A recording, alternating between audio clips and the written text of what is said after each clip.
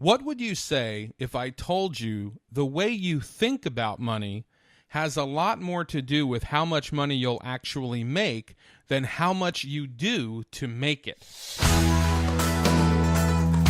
I'm John Sanpetro, and on this episode of the Stamping is My Business podcast, we're going to talk about the ways that people think about money. And I'm going to show you how the way you think about money actually affects how much you'll ultimately make and how much you'll ultimately keep.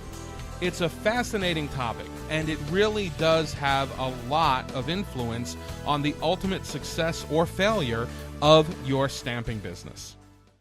One of my favorite books, one of the first books I recommend to all of my clients, is a book called Rich Dad, Poor Dad by Robert Kiyosaki. Rich Dad, Poor Dad is one of the best coaching books I've ever read, even though it is not by definition a coaching book, and Robert Kiyosaki is not by definition a coach. It just turns out that it's probably one of the best books about financial mindset I've ever read, and I recommend people read it not just once, but over and over again. I have to say that it's a book I recently picked up again for, I don't know what time, probably the 7th or 8th time I've read it. I try to read it once every year and a half, 2 years. And the reason I do that with a couple of books. The reason I do that is because I feel like within a year and a half or 2 years, I've moved to a different point in my personal life and or professional life. And so when I reread a book, it hits me from a different angle. It hits me in a different way. I see things in the book that I didn't see before. And so I really enjoy rereading certain books, and Rich Dad, Poor Dad is definitely one of them. One of the parts of Rich Dad, Poor Dad that had one of the most profound effects on me, and is something that I speak about when I'm talking to my coaching clients, is the way you think about money. Specifically, what you prioritize when you think about money, and how the way you think about money and how you prioritize ultimately affects, to probably the greatest degree of anything, where you're going to end up in terms of how much money you'll make, how much money you'll keep, and really how well you're going to be set down the road. It also goes a long way to explaining why some people are really in favor of entrepreneurship and some people are not. Basically, when it comes to prioritization, people fall into one of three categories when we're talking about money. They prioritize one of three things when they're thinking about money. Those three factors are security, comfort, or wealth. Security, comfort, or wealth. You can't prioritize more than one of them. Okay, it's always just going to be one. And what I'll do is I'll explain each one to you in more detail, and hopefully, again, you'll see how this really impacts your future. It impacts your earning potential, it impacts your savings potential, and it impacts your entrepreneurship and how well you're going to do in your business. And let's start with security. The people who prioritize security when they are talking about money, when they're thinking about money, those are the people who are looking for the most stable, secure jobs possible. They're the ones who don't want change. They don't like change. They don't like surprises. And they are very much willing, in exchange for that security, they're very much willing to make less money. Okay? They're willing to make that exchange. They're willing to make that trade. They're willing to trade some portion of their salary in exchange for security. And so you often see this if you're in a family of teachers or civil servants, cops, firefighters, people who work for the government. These are generally the most stable jobs. To some lesser degree, some of the trade union jobs as well. That's not quite as true as it used to be, but I'm old enough to remember when parents would tell their kids, get a good, learn a trade. You'll never have to worry. The union will take care of you. And the thing about being a teacher, being a cop, being a firefighter, is that, again, you're trading dollars for security. Yes, you will pretty much always have a job, unless you do something truly heinous. You are going to have a job. You have a contract at some point. If you're a teacher, you get tenure. And you'll have a job forever. And you will know that there'll be a check every 2 weeks or whatever it is, and you'll know exactly how much that check is today. You'll know exactly how much that check will be 5 years from now, 10 years from now, 20 years from now. But here's the thing. In exchange for that security, you're going to make less money. You're going to make far less money than most people with comparable educations and comparable levels of experience would in the private sector. But that's the trade-off. Security-minded people are willing to trade off that salary for that security. And what that ultimately means is that you will have less money to save. You will have less money to invest. And at retirement, you'll be okay, but it's very difficult to become rich on a teacher's salary. And, I always say, because I have a lot of friends and family who are teachers and cops and firefighters, it is incredible to me how little money those professions make when you consider that those are the people who are teaching our children, who are, running toward the gunfire instead of away from it, who are running into the burning buildings instead of running out of them. But that's the trade-off, and that's the reason why. Okay, but you could see how that doesn't exactly set you up for a financially robust future. Financially stable, sure, but not really financially robust. Security-minded people are also the least likely people to be entrepreneurs because, as we all know, there's very little security in entrepreneurship. There's very little security in starting your own business. The second category is comfort, people who prioritize comfort.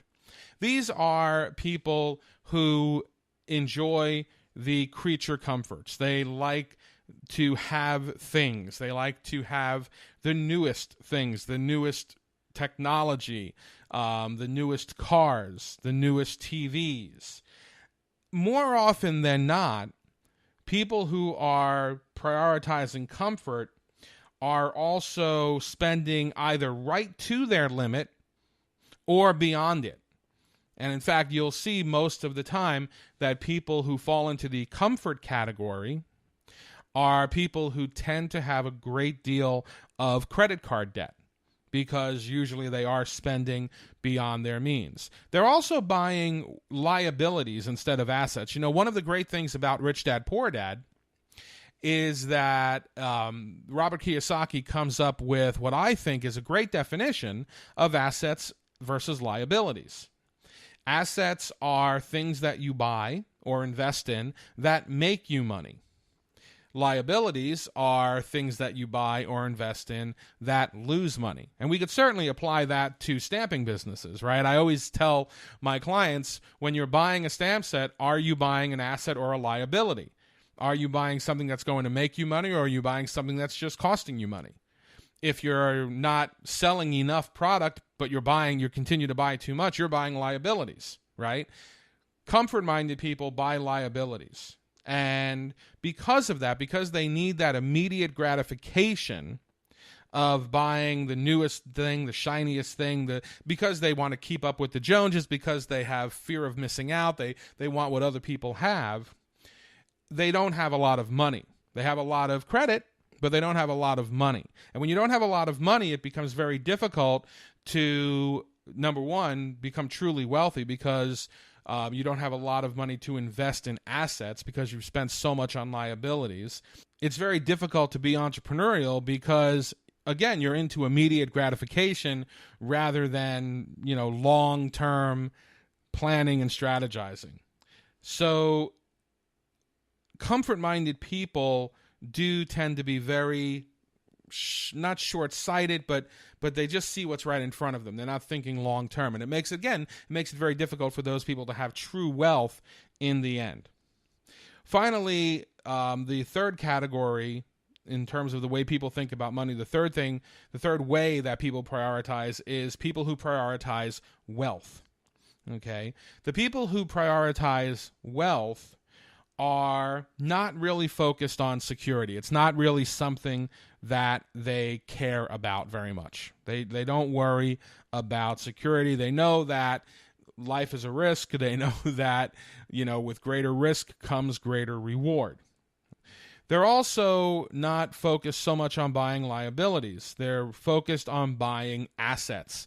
They're focused on buying things that will make them money rather than things that will lose them money. And in fact, most of them are very much willing to delay gratification rather than go for the immediate gratification, because they know that by delaying gratification in the short term, there's actually a much greater degree of gratification, of fulfillment, of success in the long run.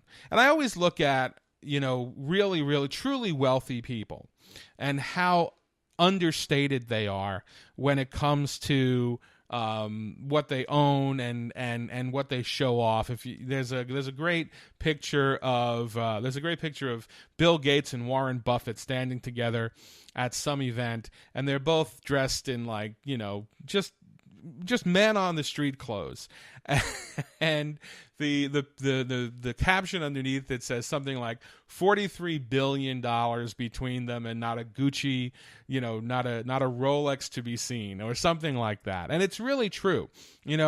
I count myself lucky enough to know some truly wealthy people, and those very, truly wealthy people are really very blasé about it. They're very nonchalant about it. They don't, they're not flashy. They don't show it off. I also happen to know some people who are very much comfort-minded people, not really wealthy, but really do want to appear wealthy. And they are very, very flashy.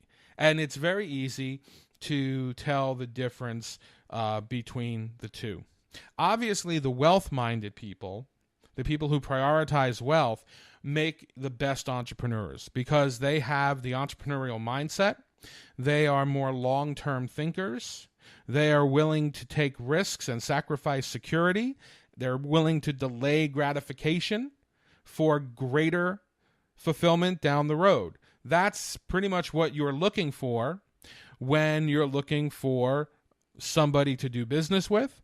That's what you're looking for when you're looking for a downline. And truthfully, that's also what you want to look for when you're looking at yourself. And so the question is, when I just went through these three categories, where did you fall? Were you security? Were you comfort? Or were you wealth? Do you prioritize security over the other two? Do you prioritize comfort over the other two? And many people do. Comfort, that's like a big chunk of the middle class. I would say, there's a huge bunch of people who are very much comfort-minded. And then, probably second is the security-minded people. Wealth-minded people are probably the least number of the three categories. But maybe you're in that group. And if you are in that group, great.